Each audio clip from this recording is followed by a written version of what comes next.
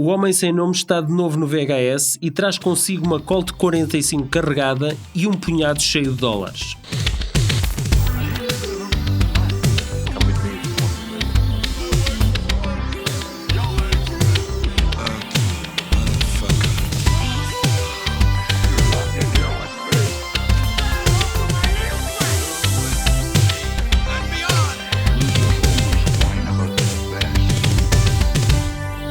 Cowboys, ladrões, meretrizes de lantejoulas e bolas de palha a rolar pelo deserto fora. Era assim que o cinema nos anos 60, com o ressurgimento do western nas preferências dos espectadores. Aproveitando a boleia, os estúdios na Europa, na sua maioria italianos, começaram também a sua própria linha de montagem de pistola no coldre, dando o seu próprio toque ao género, mais violento e por vezes com personagens mais complexas. Spaghetti Westerns seriam então apelidados pela imprensa. E dando-me fome cada vez que ouço falar nisso também.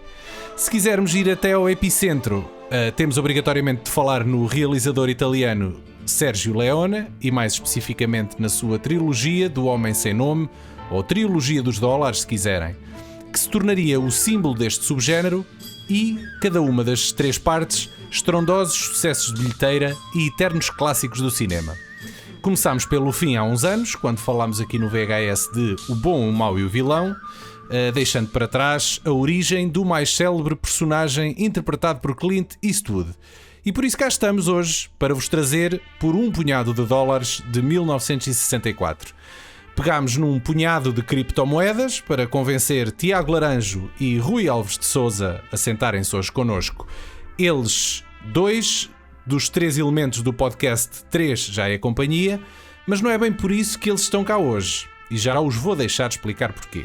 Olá amigos, tudo bem? Olá, viva! Olá, rapaziada. Olá, como estão? Daniel, por que não Western Spaghetti em vez de Spaghetti Western? Spaghetti não é de certeza. Spaghetti, pronto, Spaghetti. Spaghetti. Tagliatelle e Western. Exato. Peço desculpa. Por acaso, Comboiado e esparguete. eles, antes de serem conhecidos como um subgénero de Western Spaghetti, eram conhecidos de forma pejorativa, não vocês especificamente, mas este género como Macaroni Western. Ou a la italiana, também não havia essa designação. Tu depois tens os filmes de guerra é que ficaram com o macarrão. É possível, exatamente. Por causa do sangue. Não sei. Vermelho. Acho que tinham de escolher outro tipo de massa Exatamente. e cotovelinhos não ficava muito bem, portanto. O Tagliatelle ficou reservado para os dramas italianos. Muito Pronto, bem. o episódio acabou aqui. Está feito. Vocês têm um podcast com falta aqui quem? Lembrem-me o nome Teresa dele. Guilherme. Não, o António Araújo, não é? Falta o António Araújo. Okay. Yeah. Ele não está cá porque aqui o objetivo neste episódio era juntar a malta A trupe. Excluir o e António. ontem alguém convidou o António ou vamos já ficar aqui mal para essa viagem. Nós no ano passado fizemos uma viagem rumo ao cemitério do Bom, o Mau e o Vilão, Sedil, exato. Eu não fui. O Paulo também foi convidado, mas não pôs lá os cotos. Eu não quis ir. Eu não quis fizemos estar nós a na vossa viagem. presença durante 6 horas de Mas viagem. ele inventa desculpas, mas ele não quer estar connosco. Mas olha que eu vi lá o Paulo depois no cemitério. Só que estava com um sombrero enorme e um bigode. Pensei que tinhas visto lá Pensava que era debaixo da terra. Um túmulo com o meu nome. Exato. E então nós pensámos, agora temos que nos juntar e arranjar uma desculpa para recordar a viagem, porque nós acabámos por visitar alguns sítios icónicos do Bom, E Mau e Vilão. falta aqui o Ricardo Machado, que ele sim, também foi com vocês. Sim. Atenção, para quem nos ouve, o Ricardo Machado foi convidado e era suposto estar aqui hoje, mas surgiram-lhe compromissos inadiáveis. Trabalho. E não está cá. Mas pronto, fica aqui o nosso... Está aqui em espírito, não é? É verdade, É o Ricardo foi gravar um episódio com o António. Sim, a falar mal de nós. Exatamente. E vai ser estreado no mesmo dia, que é mesmo para a pirraça. E vão falar sobre a obra do Sergio Corbucci. Por que não? Pronto, e então nós já tínhamos falado no Bom e Mau e o Vilão, é um dos nossos episódios que está no arquivo. Aliás, nesse episódio nós tivemos como convidado o Pedro Pereira, acho que não estou a errar, que tem um blog e um site que é Por um punhado de euros. Sim. Sim, e ele é um grande entusiasta deste género. e foi também um grande convidado, mas não havendo bom, mau e vilão, vamos à origem, vamos então falar basicamente no filme que começou isto tudo, quase, não é? Não é o primeiro Western Spaghetti, mas é dos primeiros e será definitivamente um dos mais importantes. O que plantou o cunho o Western Spaghetti, não é? Sim, eu acho que é o primeiro Western Spaghetti do género em que é aquele que marca a identidade e vinca o género. É assim que isto se faz. Exatamente. Basicamente, a receita é até bastante simples, não é? É uma produção italiana, gravada em Espanha, a fazer de conta que estão no México ou nos Estados Unidos, não é? Não é uma produção 100% italiana. Não, também era alemã. Também era alemã. Sim, tens ali outros países a meter a colher. A Alemanha de Leste. Mas a influência, de facto, e uma pessoa nota, não é? Vê os 2 primeiros filmes e depois vê o terceiro e percebe que, à medida que os filmes foram tendo cada vez mais sucesso, também houve cada vez mais investidores estrangeiros, o que levou também depois o Leone a conseguir ter o investimento da Paramount para o acontecer no Oeste. E tudo também. com um intervalo de 1 ano entre si. Todos os filmes têm apenas um intervalo de 1 ano. Exatamente. Que era uma coisa raríssima naquela época. Quer dizer, exceto o Roger Corman. Sim, exatamente. Mas tinha um intervalo de 2 segundos. Sim. Às vezes nem intervalo havia. Eram 2 filmes quase ao mesmo tempo. Era só virar a câmara para a esquerda ou para a direita. This short cigar belongs to the man with no name. This long gun belongs to the man with no name. This poncho belongs to the man with no name. Rico! Heard you want to see me.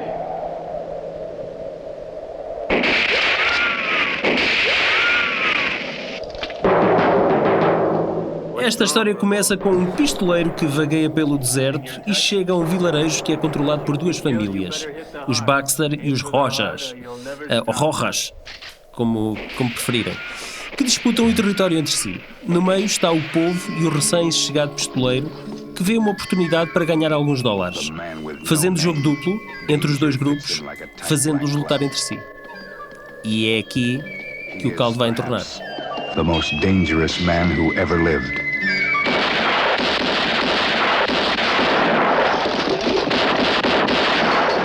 Sabes que é engraçado porque, pronto, há muitas histórias à volta do facto do Leone ter copiado à descarada um filme do Kurosawa para fazer Yojimbo. Mas na verdade o Yojimbo também não é uma cópia descarada, mas é uma adaptação de um romance que é o Red Harvest do Dashiell Hammett, que também já inspirou muitos outros filmes. E só que ele levou, parece assento para a humana. É um bocadinho já é pescadinha rabo na boca, sim. Mas pronto, basicamente só para dar um contexto, a história é essa, independentemente da época. No caso do livro do Dashiell Hammett, que existe em português, A Colheita Sangrenta, é na contemporaneidade, ou seja, nos anos 30, 40, quando o livro foi escrito. Com o Kurosawa é uma história de samurais, é o Yojimbo Invencível, e por um punhado de dólares, pronto, é aquilo que nós sabemos. Certo. Não podemos esquecer do Last Man Standing do Walter Hill. Exato. Eu ia por acaso referir. Sim, eu pensei que tu ias falar disso, portanto não quis dizer nada. É curioso, eu depois de saber essa referência, eu já vi o Último a Cair com esses olhos, estando consciente disso, e não consigo pescar essa referência, muito honestamente. Eu honestamente acho que a versão do Walter Hill deve ser mais adaptada do livro do que propriamente dos filmes. Certo. Porque ele também faz é um retrato diferente, não é? Não é um western, também não é um filme de samurais, é outra coisa. Mas em contrapartida, eu noto muito mais referências visuais e até de narrativa no The Quick and the Dead, do Sam Raimi, que eu acho que todo ele é quase uma homenagem à trilogia dos dólares. Por causa dos zooms e daquelas coisas assim, ângulos de câmara estranhos. Mas até o vilarejo, se vocês virem o vilarejo, para já tens o xerife, que é o Gene Hackman, não é? Que quase que interpreta os Baxter, e depois tens lá os outros meliantes. É um elenco, para quem não sabe, é um elenco demasiado incrível para o filme que é. Sim, mas naquela época não eram tão conhecidos. O Russell Crowe, na altura, não era tão conhecido. Ele tinha mas feito... tem a Sharon Stone e tem o Leonardo DiCaprio também, não é? Sim. E tem uma das minhas aparições preferidas é a do Jigsaw, aquele ator, como é que ele se chama? Tobin Bell. E o Lance Henriksen. Exatamente. Já não que fica sem, lembrava, sem os sim. polegares, não é? Ele faz que fica sem os polegares. Ele fica desfigurado. Exatamente. E eu noto mais essas referências nesse filme do que propriamente no Último a Cair, do Walter Hill. Quis partilhar isto convosco. O Rui estava a dizer aquela questão do plágio do Yojimbo, e que foi uma das razões pela qual o filme demorou 3 anos a estrear nos Estados Unidos, porque houve um processo em tribunal que o Akira Kurosawa fez ao Leone por causa de Mas ganhou e conseguiu os direitos para o Japão, onde o filme se chama The Return of Yojimbo. Há uma história do Clint Eastwood que ele disse que ele depois voltou aos Estados Unidos e andou lá a fazer a vida dele, e depois um dia é que tipo, vai a passar de carro e vê tipo uma fila interminável de gente à porta de um cinema, e era para ir ver. Sim, ele nem queria acreditar. O filme era para ter outro nome. O filme tinha um outro nome de estreia, que foi mudado apenas a 3 dias da estreia. Eles já alteraram o título do filme a 3 dias da estreia. E já agora esclareçam-me aqui uma coisa: se o filme seguinte, o Por Mais Alguns Dólares, é do ano seguinte, significa que eles já estavam a rodar esse segundo filme sem fazer ideia da recepção deste por um punhado de dólares? É possível, porque eu acho que o filme só estreou nos Estados Unidos em 67, depois de terem rodado. Sim, entretanto já tinha sido em Itália um sucesso. Sim, aliás, no marketing dos Estados Unidos, eles têm mesmo uma tagline que diz: este não vai ser o último filme do género, porque eles já tinham outros 2. E a questão é que o filme ainda não tinha sido dobrado para inglês àquela época. O Clint Eastwood só depois de gravar, só depois da rodagem do Bom e Mau Vilão, é que fez a dobragem do primeiro filme. E dos 3 filmes, o Bom, o Mau e o Vilão é o que se destaca. Sem dúvida, não é? É um filme muito maior, não é? Não, e não é só isso. Tem um orçamento, tem um orçamento já que combina com o seu estatuto de épico. Parece que os 2 primeiros filmes foram quase um estágio para fazerem o Bom e o Mau Vilão, não é? É um épico sem dúvida, não é?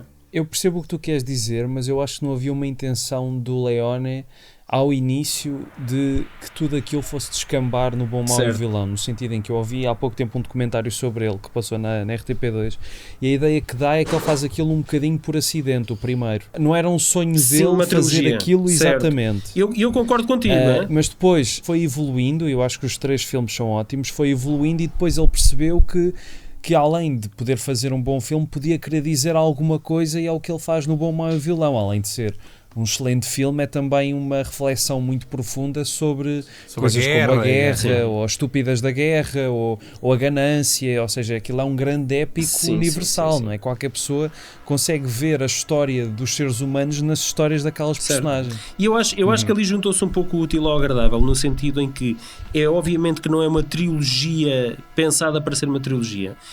Eu acho que eles até porque isso era coisa que não existia na altura. Tinha uma equipa que funcionava. Não, já tinhas pelo menos 3 ou 4 filmes de James Bond. 3, acho eu. Sim, mas eles não tinham assim grandes pretensões em ter uma continuidade muito sólida, muito definida. Eu acho que isso nem existia sequer. Eu acho que aqui a ideia foi: eles já tinham uma equipa que funcionou. Ok, e então vamos contar agora um novo western, uma nova história. E por acaso vamos ter aqui alguns atores, alguns que até já tinham morrido no primeiro filme, entram no. Alguns até com a mesma roupa. Vilão, né? O vilão do primeiro filme, o Jean-Marie Volonté, é o vilão também do segundo filme. Sim, esse é um dos mais óbvios. Para já, há aqui um conceito de herói, não é? Em que normalmente nos westerns do John Ford, não é? Que eram aqueles que eram produzidos quase em massa, aquele estilo de western entre índios e cowboys, não é? Eram filmes muito limpinhos, em que havia os tiros e depois vimos as pessoas caídas no chão já com uma mancha de tinta vermelha, assim muito viva, não é? Era uma coisa assim muito, muito estranha, e eu acho que aqui era uma coisa muito mais visceral, muito mais intuitiva a forma de filmar, porque o Sergio Leone não era fã daquele estilo de fazer westerns. Então ele achava que tem que se ver o tiro, tem que se ver as pessoas a levarem o tiro. E isso por si só revolucionou a forma como nós vimos o western, e a parte climática dos westerns é precisamente os confrontos, não é? Eu não diria que ele não era fã daquele ele género, era fã. porque ele cresceu a ver westerns clássicos, John Fords e Howard Hawks e etc. Ele adorava. A questão é, ele pensou, o que é que eu vou fazer se fizer igual a eles? Não me vou distinguir. E portanto ele quis dar uma outra visão do western, não anulando a dos outros. Cunho, ele achava que os westerns já simplesmente estavam bastante aborrecidos e com demasiada palha no diálogo. Apesar do argumento inicial do filme ter algum diálogo, depois o Clint Eastwood, quando lá chegou, começou a cortar linhas a torto e a direito. Sim, mas isso para dizer teve outros que motivos também. É porque ele não conseguia decorar. Não. A questão aí, quase ninguém se entendia na rodagem, porque havia uma equipa italiana. O Clint Eastwood não falava uma única palavra de italiano, e os italianos não falavam inglês. Havia lá uma tradutora. E depois ainda havia espanhóis, né? Então, muitos espanhóis por lá. E o Clint Eastwood achou por bem reduzir ao máximo o texto, porque ele depois também soube que ia ser gravado em mudo. E ele também sabia o trabalho que ia fazer ali e a carga física que ia dar ao papel, e que menos era mais. Certo. Com menos palavras e mais olhares, mais uma ação aqui, outra ação ali, que iria ampliar o papel e não reduzi-lo ao... E dar-lhe um ar de BDS, um gajo que fala pouco. Exatamente. Foi exatamente isso que ele pensou. Sim, eu vou até dar um ar porque de quanto menos BDS. uma personagem fala num filme, mais misteriosa é, Sim. não é? Porque revela-se menos. Aliás, o filme era para começar com mais informação sobre a personagem do Clint Eastwood. No guião original tu vias como é que ele ganhava aquele poncho. Mas o Leone decidiu, não, isto é muito mais interessante se ele começar já com ele vestido. Hoje em e dia já era com uma origin story. Certo. Sim. The man with no name and a poncho. Não fales muito. Olha, o filho dele... O filho dele, exatamente, estava a pensar nisso. O filho dele anda por aí. Exatamente. Ele entrou num dos últimos Fast and Furious, por isso já está aí na... Pois é isso. Já está no mapa. Sempre papéis pequeninos, né? Mas sim, já mas já anda por está aí, no mapa. Eu acho é que aqui uma outra coisa que distingue logo este filme na altura dos demais westerns é o facto de nós termos aqui uma espécie de anti-herói.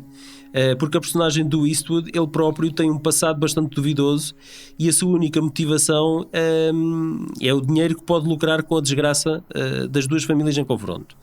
E ele apenas... Pois ele é um oportunista. É um oportunista. E ele, no meio daquela gente toda, ele é apenas o menos mau deles todos. Isso é um bocado tipo é a Guerra dos Tronos. Eu acrescentaria que é um sacana sem lei. É um bocadinho um sacana sem lei. Mas, pelo caminho, ele amolece... É como o Alentejo. Esta aqui é um deep cut, não é? É um deep cut. Só para os fãs do Canijo que estão aí desse lado. Mataram! Só falta agora o corvo. Acho que acho que era 30 em 30 segundos que eles colocavam o som do corvo. Espera aí, Daniel, faz aí o teu corvo outra vez. Está tipo Não é chateado assim? com alguma coisa. Corvo está um bocado Isso nem é chateado. gra- Parece que recebeu uma multa da ML ou assim.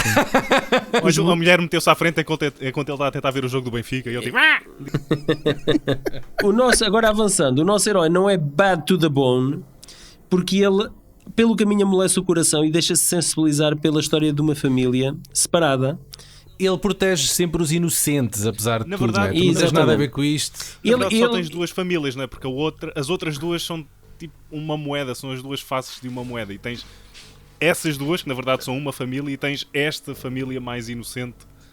E depois tens o cangalheiro, que tem os caixões como companhia e o gajo Afinal são e o 4 gajo em do vez de bar 3. e o gajo do bar. Eu não sei se é mais gente lá naquela terra, porque parece que todos fazem parte de uma fação ou da outra, não é? Em termos da lei, não é? É tudo corrupto. E acho que isso atravessa os filmes do Leone, não é? Toda a gente tem um distintivo, recebe dinheiro ali por debaixo da mesa sem ninguém saber. Aproveitar aqui para contar a história deste cenário, que aqui no Por um Punhado de Dólares se chama de San Miguel, se estão lembrados, e que aparece aqui em grande destaque no filme. Foi construído em 1962, ou seja, 2 anos antes, em Roio de Manzanares, que é uma terra a norte de Madrid, em Espanha. Foi o primeiro grande cenário de cinema feito no país vizinho, com alguns interiores também funcionais, como é o caso do Saloon. Estreou-se no grande ecrã com o filme The Terrible Sheriff, de 1962, de onde herdou o nome de Golden City. Depois disso, e nos anos seguintes, abrigou quase 70 outros filmes que aproveitaram o boom do género spaghetti western. Todos eles pornográficos. Alguns cinema erótico, sim. Ai, Sr. Brown, toquémonos en el suelo. Oh, sim. Olha, se calhar começou aí. Pronto. Sim. Este homem não tem nome, pero tiene outra coisa. Muito grande. Su nome é pequeno. Eres una pistola. Era assim, se era para estar com 3 homens num sítio a falar dessas coisas, ao menos numa sauna, não é? Pois. Não, Com mas eu estou numa sauna. uma lata do outro lado da sauna. Olha, não era a Madrid que o malato ia quando tu agora Acho que falaste sim, disso. olha, acho que sim. Olha, Ou era Barcelona? de repente, Agora não sei. Fez-se um full circle. Exatamente. Em que o título seria Por Mais Um Punho. Agora foi Por bom. mais, Ai, meu Deus. por mais um fisting. Esse subgénero também. Mas já No lá vamos. início dos anos 70. Esperem aí, Já lá amigos, já vamos. podem falar de toda a vossa Já lá pornografia vamos, preferida. Vão vocês. Por isso é que eu não fui nessa viagem. Eu já sabia que isso ia descambar. Pois. É que tu começas a chegar ali a cerca de 70 km de Madrid e vêm uns ares, percebes? E tudo pode acontecer no deserto. E tudo aconteceu.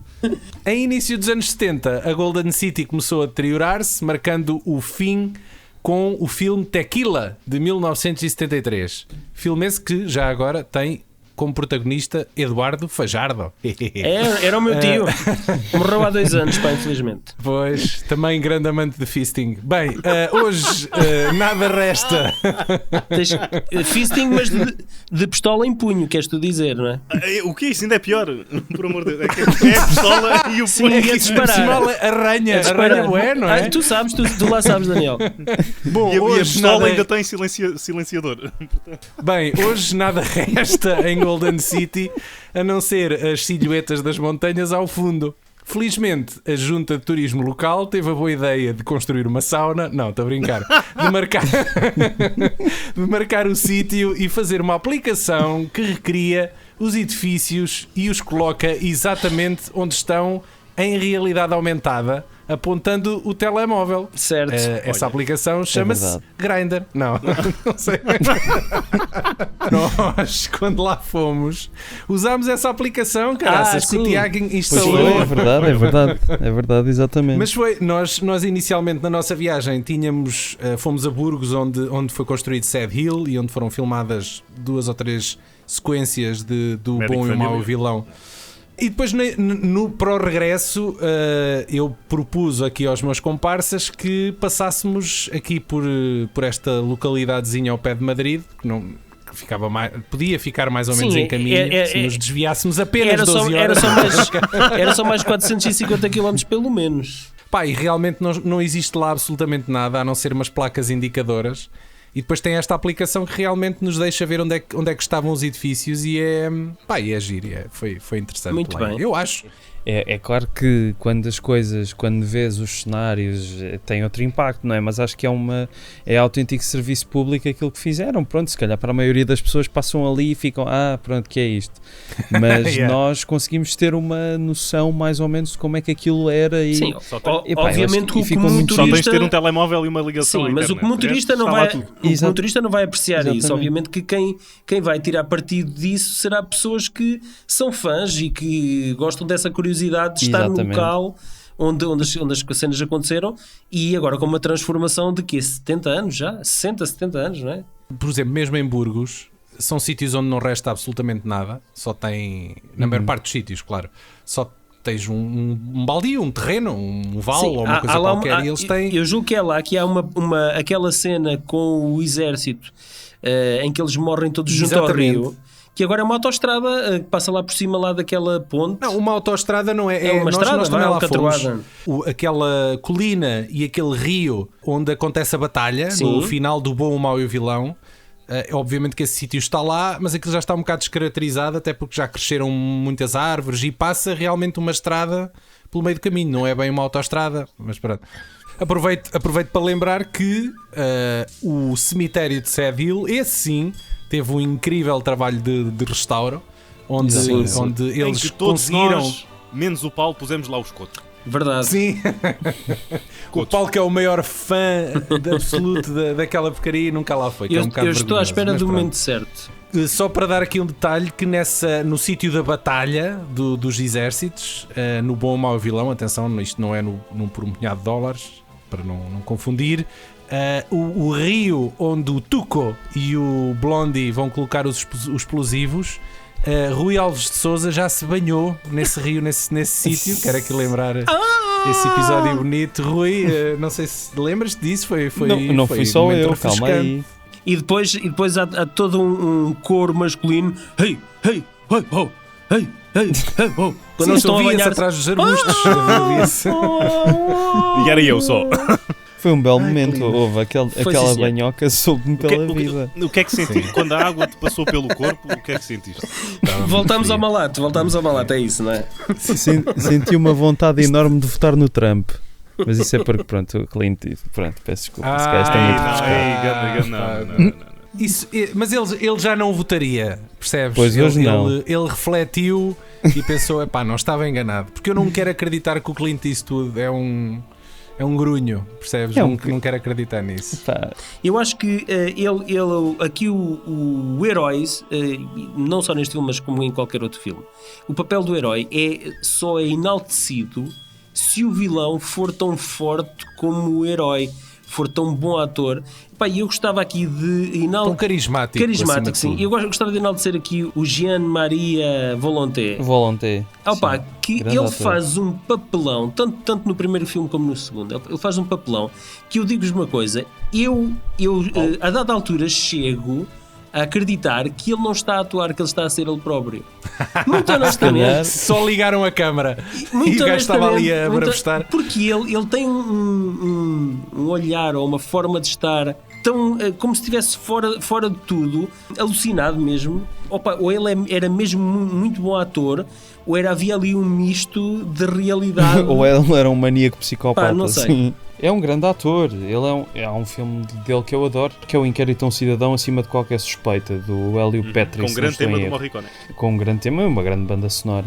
E além disso, o Círculo Vermelho, do Jean-Pierre Melville, que ele também faz outro papel em que está a ser dobrado, neste caso está a ser dobrado em francês. E vi outro filme ainda, que é um filme de guerra, que eu não sei o nome em português, mas que em italiano chama-se Uomini Contro, Homens Contra, acho que é assim que se traduz, que é tipo uma espécie de Horizontes de Glória italiano, que também é muito bom. Este filme marca também a primeira colaboração entre o Leone e o Morricone. Epá, e acho que de todos estes casamentos entre realizador e compositor, tirando o John Williams e o Steven Spielberg, eventualmente, não é? Eu acho que isto foi dos casamentos mais felizes, parcerias. E não era suposto ter acontecido. Tim Burton e o Danny Elfman Elfman também, é verdade, tudo verdade. Epá, e que foi uma coisa incrível. Estas músicas, para aquela época, e ainda hoje, são músicas que eu ouço e não acho que sejam tão datáveis quanto Não são nada datadas. Ok? É o Western. Ainda mantém uma... Sim, mas é pelas Bom guitarras Vilão, mas... também do Morricone e por este desejo mesmo de querer algo diferente, que eles estavam em sintonia. Ele inclui tantos elementos, não é? Ele inclui chicotes, inclui tiros. Na música não era uma coisa assim tão habitual que isso acontecesse. Acho que este pedaço da música, o tema deste filme, eu acho que o Morricone já tinha isto na gaveta. E eles estavam a falar e ele sacou daquilo. Sim, ele apresentou um esboço para um western que não chegou a ser usado. O Sergio Leone era para utilizar o compositor que tinha trabalhado com ele no Colosso di Rodi. O quê, Tiago? Eu disse português com italiano. Colosso di Rodi. Eu sou o Sergio Leone e a direto do Colosso di Rodi. Il Colosso di Rodi. A banda sonora do Colosso di Rodi é de um senhor chamado Angelo Francesco Lavagnino. Não sei se conhecem. Não. Devia ter apostado num nome mais curto para ficar mais impressa na memória. Sim. Ennio Alejandro Chico Morricone, acho que também não esse é o nome do Ennio Morricone completo. Sim. Só em composições este tem aqui 218 créditos, este Angelo Lavagnino. Bem, os italianos preferiam música cá para fora. Sempre a aviar. Sim. Non c'è partio. Una canzone. Passou-te uma carreira toda ao lado, pá. Assim como ia passando uma carreira toda ao lado do Clint Eastwood. Porque ele era de toda a escolha. Adorei a ponte, Paulo, continua. Pronto. O Salazar disse. Antes do Clint Eastwood. Adorei a ponte. Antes do Clint Eastwood ter sido escolhido, eles percorreram uma série de nomes de primeira linha. Por acaso, o Sergio Leone acabou depois por vir a trabalhar com eles todos. Como o James Coburn, era um dos principais, o Charles Bronson, o Henry Fonda também. O Henry Fonda, exatamente. Que nem sequer leu o argumento, ao que consta. Sim, então vai para a Espanha fazer um Western Spaghetti. Pá, por amor de Deus, né? O gajo já estava a outro nível. Toda esta malta rejeitou isto. E o papel veio cair aos pés, ao colinho do Clint Eastwood, que ele até à altura tinha feito algumas séries de televisão. Ele estava a fazer o Rawhide. Ele nem sequer era a estrela principal, era um dos Sim, era um secundário. Exatamente. E ele foi para lá, para a Espanha, por $15,000. Porque os Western Spaghettis basicamente precisavam de um nome inglês, de uma estrela em inglês, para pôr no cartaz. Que era o costume, não é? Exatamente. Buscar estrelas americanas. Dobravam depois as vozes todas para inglês, para depois tentar a sorte no mercado americano. E obviamente que este filme fez a carreira do Clint Eastwood. Se este filme não tivesse existido, nós não conheceríamos hoje o Clint Eastwood. Aliás, os primeiros pósteres do filme não tratavam aquilo como se fosse mais um, não é? Nem o nome do Clint Eastwood estava lá, nem o destaque gráfico estava no Clint Eastwood, não tinhas nada disso. O Clint Eastwood disse que, no limite, são umas semanitas em Espanha, em Itália, que eu nunca fui. Vai conhecer umas terras. Um gajo vai passear. Pronto. E ganha $15,000, naquela altura já era dinheiro. Deixa-me só dizer uma coisa em relação aos atores americanos nos filmes italianos. Já tinha acontecido, mas eu acho que não era assim tão recorrente como depois que o Western Spaghetti se tornou. Porque, por exemplo, eu estou-me a lembrar que o Anthony Quinn e o Richard Basehart entraram na estrada do Federico Fellini porque o Anthony Quinn queria muito trabalhar com o Federico Fellini, mas não era muito comum isso acontecer. Se calhar também lá está o Fernandel, que era um comediante francês que fez uma série de filmes como o Dom Camilo, que é uma personagem italiana nos anos 50, isso aconteceu, mas não foi assim tão recorrente. Camilo na prisão. Também não havia... Sou fã. Sim, exatamente. Não havia tanto essa necessidade da procura do mercado americano, que acho que a partir do final dos anos 60 é que se agudizou não só com os westerns, mas também com outros filmes. Sei lá, o Leopardo do Visconti tem o Burt Lancaster, que é americano, tem o Alain Delon, que é francês, é toda uma misturada. Sim, até porque estes filmes foram buscar muitos atores que estavam, não quero dizer em declínio, mas que já tinham uma certa idade e que, por certo, conseguiriam ter algum star power a um preço mais baixo do que o esperado. Talvez um Jason Robards e um Henry Fonda, mas os outros eram mais então agora desconhecidos. deixa-me fazer... Mas o Jason Robards, espera aí, deixa só dizer uma coisa. O Once Upon a Time in the West já é uma produção mais da Paramount do que de Itália. Portanto, aí o Jason Robards entrar, se calhar lá está, não foi assim um cachê tão baixo. Mais tarde, o exemplo do Burt Reynolds, que também quis tentar a sua sorte com um western que eu acho bastante subvalorizado, que é o Navajo Joe. Também com uma excelente banda sonora do Morricone. Também filmado em Almeria. Do senhor outro Sérgio, de um dos outros Sérgios, o Corbucci. O Burt Reynolds diz que teve que se depilar da cabeça, na cabeça não, mas teve que depilar-se todo para esse filme. E os braços. E ele diz que foi tipo o terror para ele, foi tipo isso. Para parecer um índio, só para lembrar esta coisa aqui, né? Para ser um bocado mais imberbe como os índios. Como um imaginar o Burt Reynolds com o nu frontal e depilado. Vamos só um segundo. Pronto, Malata ataca novamente. Fap. Mas só com 3, por amor de Deus, Daniel, isto demora mais tempo. Não queres que eu fique agora aqui a fazer efeitos sonoros como o do corvo? Agora junto aos dois. Já sabemos o que é que o corvo estava a fazer, pelo menos. Ele estava chateado por não conseguir. Tenho aqui uma curiosidade sobre este filme. Vocês devem saber, mas eu vou fazer de conta. É um filme. Não sabem. Quando o filme foi exibido pela primeira vez em televisão, em 1900 não pode ter sido em 1997, enganei-me aqui, deve ser 67. Isso foi no cinema. 67 foi nos cinemas na América. Então quando é que... Bem, então foi num ano. Pronto.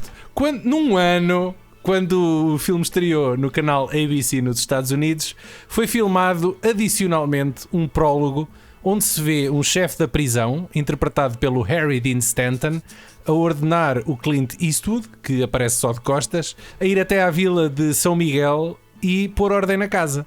Este prólogo não tem, obviamente, qualquer envolvimento do Leone nem do Clint Eastwood, e tal como a cena do Greedo no Star Wars, serve para dar uma justificação para que os atos do Man with No Name no filme não sejam apenas motivados por dinheiro.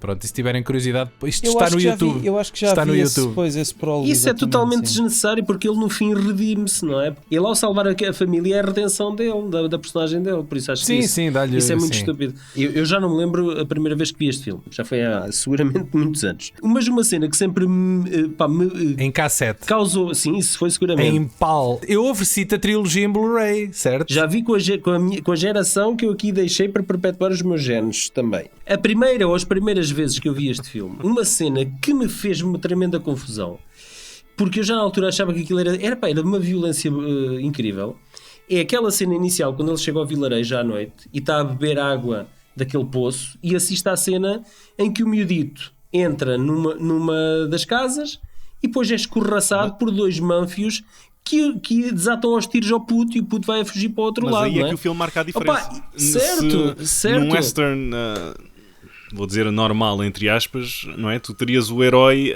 a entrar logo em ação e aqui ele simplesmente... Sim, ele não se envolve. E nós ficamos assim, mas ele não faz nada, pá, fogo, pá, e quase que há ali uma desilusão por ele não ter agido, não é? É deste gajo que é suposto eu gostar. Exato. O resto Não é suposto gostares dele. Exatamente. O grande trunfo do Leone é saber quais são as situações tipo de um western e saber esticá-las e tratá-las como um pedaço de barro e andar ali a brincar com elas durante o filme todo. Para mim, aquela cena mais intensa e que eu ainda... Pá, acho que é uma grande cena, pá, é quando ele vai pedir desculpa aos Manfios para pedir desculpa à mula. Exatamente. Essa é tremenda. É a primeira vez que ele age. Sim, e não se riam porque a mula é sensível. Pois, basicamente ele queria marcar ali uma posição e usou aquilo como desculpa para ir lá marcar a posição dele, não é? Uma das coisas que eu mais gosto nos filmes dele é o facto dele jogar tão bem com o tempo, com o ritmo dos filmes, em que existem várias versões dos filmes dele. Tu vês um filme dele com menos 40 minutos ou vês esse filme com mais 40 minutos e tu não notas que tenha mais esse tempo. Não dás... o bom e o mau e o vilão estende-se um bocadinho. No bom, mau e vilão nota-se até porque, pronto, como aquela cenas... Não, houve cenas que só foram dobradas quando o Clint Eastwood e o Eli Wallach já eram muito velhinhos. Nota-se um bocado a diferença. Papo isso tudo sem problema algum. Não, eu também. Quem gosta, não é? Quem gosta nunca não reclama. É como ver 3 horas e meia de Senhor dos Anéis ou assim. Desculpa, Rui. Não, isso já me custa. Isso já me custa imenso. Está bem, sobre este filme temos aqui a lembrar que ele foi obviamente ou famosamente homenageado no Regresso ao Futuro 2. Sim, 3. E no 3, sim, é verdade. Ele aparece no 2 e depois é referenciado a série no 3. Certo. Quando o Marty McFly usa um escudo para se defender das balas do Biff. Do Biff Tannen. Biff Tannen. E encontrei no YouTube um blooper reel deste filme. É curtinho, não mostra muita coisa, mas eu acho que é uma raridade a ver blooper reels de filmes desta altura, não é? É giro ver alguns personagens a quebrar e a rir-se nos takes. Procurem no YouTube. Estás a falar do Fistful of Dollars? Sim, por $1 milhão, sim. Há também uma história muito engraçada que o Clint Eastwood conta. O Leone cria uma forca ao entrar lá naquele vilarejo ao início do filme. A árvore, não é? Sim, queria uma árvore com uma corda de forca. E não havia árvores em lado nenhum. Exato. E não havia árvores em lado nenhum e o gajo foram encontrar uma árvore no quintal lá de um gajo, de um espanhol qualquer que morava lá, um agricultor, uma coisa qualquer. E cortaram-na sem lhe pedir autorização.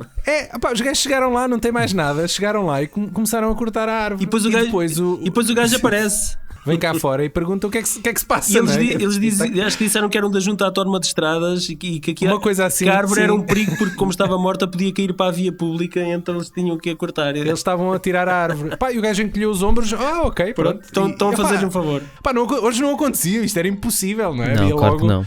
Não acham que é quase um milagre estes filmes resultarem tão bem. Do Leone, enquanto realizador, não conseguir comunicar com os atores. Obviamente conseguiu, não é? Sim, mas não conseguir comunicar é uma proeza. Eu acho que eles tinham como é que se diz? Um tradutor? Eu já pensei nisso. Eu acho que é assim, o Leone era fluente em francês, podia não ser fluente em inglês, mas acho que do ouvido conseguia perceber. E pronto, foi graças a isso, porque também não se nota nota-se que houve ali algum trabalho de direção de atores também. Ele dizia que o Clint Eastwood tinha apenas 2 expressões: ora com chapéu, ora sem chapéu. Ele também dizia que a cigarrilha do Clint Eastwood era o... Ou seja, o Clint Eastwood odiava fumar aquilo. E acho que o Clint Eastwood lhe perguntou se para o segundo filme se ele tinha de... continuar com aquela bodega. Sim, tenho mesmo de continuar a fumar isto. Ele, claro que sim, então isso é... Ela que é o papel principal. E ele, pronto, ok, o meu trabalho é segurá-la à frente da câmara com os dentes. E no 3, no Bom e Mau Vilão, o Tuco só se apercebe se está a aproximar dele quando ele vai fumando as cigarrilhas que ele vai deixando para trás nas fogueiras, e até chega ao ponto em que uma está ainda fumável, ainda está a pirisca meio acesa, não é? Muitas das vezes a cigarrilha não está fumável na boca do Clint Eastwood. Não era uma piada, era mesmo... Aquilo era tipo palito, era tipo um palito já. Eu acho que aquele franzir dos olhos do Clint Eastwood deve-se também a isso, ao fumo da cigarrilha, tá, eventualmente. Agora lembrei-me da imitação do Jim Carrey de Clint Eastwood, que é muito fixe também. É sim, senhor. E contracenar, eles têm 2 filmes, bem, o Deadpool, exatamente, que o Paulo já falou, e o melhor filme do Clint Eastwood sempre, não, que é o Pink Cadillac. Ambos do Buddy Van Horn. Sim, mas o Jim Carrey entra nesse? Entra. Epá, não me lembro. No Pink Cadillac não me lembro. Estou aqui a tentar ver no Deadpool. Depois Johnny Squares no Deadpool. Sim, essa cena é memorável. Hoje em dia é memorável. Que ele fazia daquele guitarrista ou vocalista de uma banda drogado e o caralho. Pronto, acho que podemos dar isto por encerrado. Já só temos aqui 5 minutos nesta reunião. Sim. Não sei se querem fazer aí a vossa divulgação de onde é que podem ser ouvidos. Não. Isso. Não? Eu faço. Eu sou sempre a pessoa responsável. A vítima. O 3G Companhia está em youtube.com/3G Companhia. Depois também faço coisas para a Antena 1, como o programa Pranchas e Balões sobre banda desenhada. Também anda por aí nas redes sociais e é isso. E este ano, se calhar, vamos nos encontrar outra vez todos, não é? Em agosto. É verdade. Sim. Vamos ver se vamos concretizar esta Vamos segunda lá. viagem. Acho que sim, está tudo vão todos à Almeria com o Malato, menos eu, basicamente. Estão todos convidados, malta. Apareçam, depois a gente manda a morada para fazermos um festão. Porque não? Muito bem, Não é? isto está feito. Fica por isso a faltar o filme seguinte de Leone, For a Few Dollars More, por mais alguns dólares, para completarmos a trilogia. Até lá, prometemos continuar a alimentar a vossa fome cinéfila em formato podcast em qualquer plataforma, sendo que para isso só precisam de procurar por VHS no vosso agregador de eleição. Ou seguir-nos no Instagram, por exemplo, em VHS Podcast. Não sei se querem dizer os vossos Instagrams. Se alguém me puder alimentar a mim, também seria muito bom. Estou com fome. Sim, com de spaghetti. É o que vamos todos comer assim. Macarroni. Bem, vamos rumar ao sol posto com o devido protetor solar fator 100. Não se esqueçam de aplicar uniformemente nas costas. Voltamos ao Malato? Não, Sim. Agora é o Robocop. Este podcast está em círculo. Sunblock 2000 and you are set for the whole day.